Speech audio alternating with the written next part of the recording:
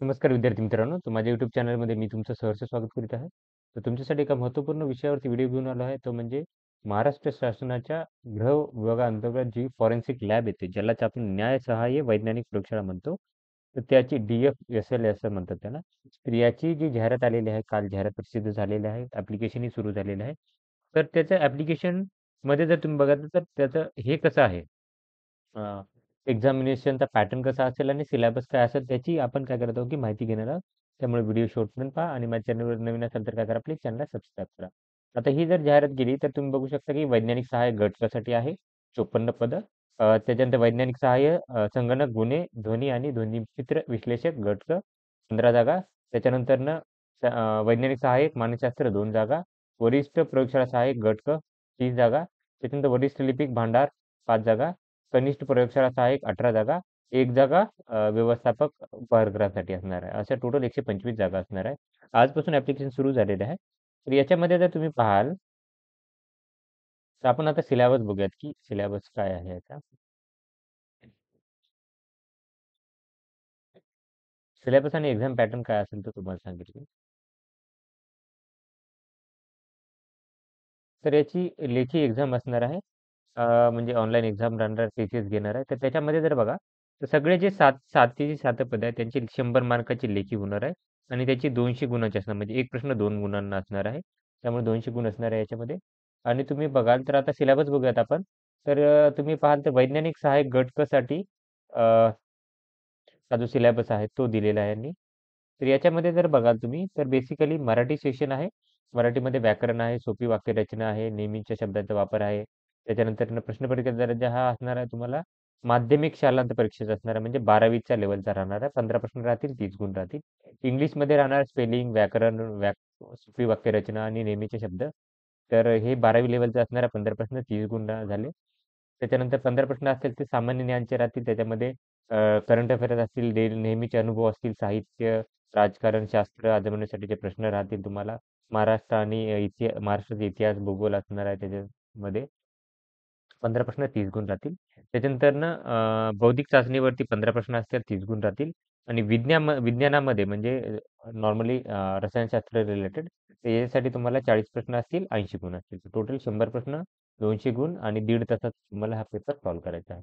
त्याच्यानंतरनं खालचा दुसरा जो हा आहे तो आहे वैज्ञानिक सहाय्यक, संगणक गुन्हे, अ, ध्वनी आणि ध्वनिफीत विश्लेषक. याच्यासाठी टोटल जर बघितलं तर सेम सिलेबस असणार आहे जो वरती आहे तो. फक्त याच्यामध्ये जर बघाल तुम्ही, फक्त जो शेवटचा मुद्दा आहे 5वा घटक, त्याच्यामध्ये विज्ञान शाखेतील भौतिकशास्त्र, फिजिक्स, कम्प्युटर, इलेक्ट्रॉनिक्स आणि IT रिलेटेड काय करेल की तुम्हाला प्रश्न राहतील. हे 40 गुण असतील, 40 प्रश्न असतील, 80 गुण असतील. बाकीचा जो पॅटर्न आहे म्हणजे 60 प्रश्न ते ॲज इट इज राहणार आहे. आणि 40 प्रश्न राहतील त्याच्यामध्ये स्पेसिफिक तुमच्या याच्या रिलेटेड प्रश्न राहणार आहेत. ते नॉर्मली तुमच्या पदवी लेवलचे राहतील प्रश्न हे. डिग्री लेवलचे प्रश्न राहणार आहेत ते. त्याच्यानंतर पुढे जाऊयात आपण. तर पुढचा आहे तो आहे वैज्ञानिक सहाय्यक मानसशास्त्र. सेम वरचे पॅटर्न वरचे 60 मार्क ॲज इट इज राहणार आहे. 15 प्रश्न, 15, 15, 15 असे बौद्धिक चाचणी, त्याच्यानंतर सामान्य ज्ञान, त्याच्यानंतर इंग्लिश आणि मराठी असे 15, 15, 15 असे 60 प्रश्न, 60 प्रश्न राहतील याच्यात आणि 120 गुण राहतील आणि 40 प्रश्न राहतील ते मानसशास्त्रशी रिलेटेड असतील. 40 प्रश्न, 80 गुण असतील. टोटल 100 प्रश्न आणि 200 गुण असतील. दीड तासाचा वेळ राहणार. वरिष्ठ प्रयोगशाळा सहाय्यक आणि वरिष्ठ लिपिक यासाठी सेमच सिलेबस आहे.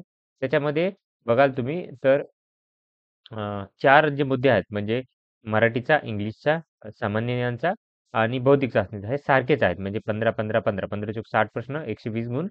आणि त्याच्यानंतर जर बघाल तुम्ही तर 5वा मुद्दा आहे त्याच्यामध्ये विज्ञानाचे प्रश्न तुम्हाला काय करेल की राहणार आहेत. ओके. आणि हे विज्ञानाची लेव्हल जी असणार आहे ती 12वी लेव्हलचं विज्ञान असणार आहे. 40 प्रश्न, 80 गुण राहणार आहेत. तर टोटल जर बघितलं 100 प्रश्न, 200 गुण, 90 मिनिटाचा वेळ राहणार आहे. त्याच्यानंतर कनिष्ठ प्रयोगशाळा सहाय्यकसाठी एक सिलेबस दिला आहे याच्यामध्ये. तर याच्यामध्ये जर बघाल तर पहिले जे 3 घटक आहेत, मराठी, इंग्लिश, सामान्य ज्ञान आणि बौद्धिक चाचणी 4 घटक. ते काय करते की ॲज इट इज 15, 15, 15 मार्काचे म्हणजे 60 गुण झाले त्याचे, 60 प्रश्न झाले, 120 गुण झाले. आणि 5वा घटक तो की 10वी लेव्हलचा तुम्हाला विज्ञान असणार आहे. 40 प्रश्न आणि 80 गुण राहणार. बाकी pattern as it is same राहणार आहे. त्याच्यानंतर व्यवस्थापकच्या बाबतीत जर बघितलं तर पहिले 4 घटक ॲज इट इज राहणार आहे तुम्हाला. 4च घटक राहणार आहे याच्यामध्ये. 5वा घटक जो आहे स्पेसिफिक सायन्स रिलेटेड किंवा तो नाहीये.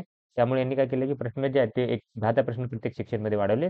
25, 25, 25 प्रश्न सगळीकडे वाढवले. तसे 100 प्रश्न होतील 4 घटकामध्ये आणि त्याला 200 गुण असणार आहेत. तर 90 मिनिटामध्ये हे सोडवायचं आहे.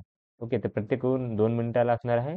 इंटरव्ह्यू वगैरे काही नसणार आहे तुम्हाला. डायरेक्ट रिक्रुटमेंट आहे ही. त्याच्यानंतरनं हां. तर हा तुमचा एक्झाम पॅटर्न होता आणि सिलॅबस होता हा. ओके. तर ही माहिती होती. तर अशाच महत्त्वपूर्ण अपडेट्ससाठी माझ्या चॅनलला सबस्क्राईब करा, व्हिडिओ लाईक करा आणि इन्फॉर्मेशन मित्रांसोबत शेअर करा. धन्यवाद.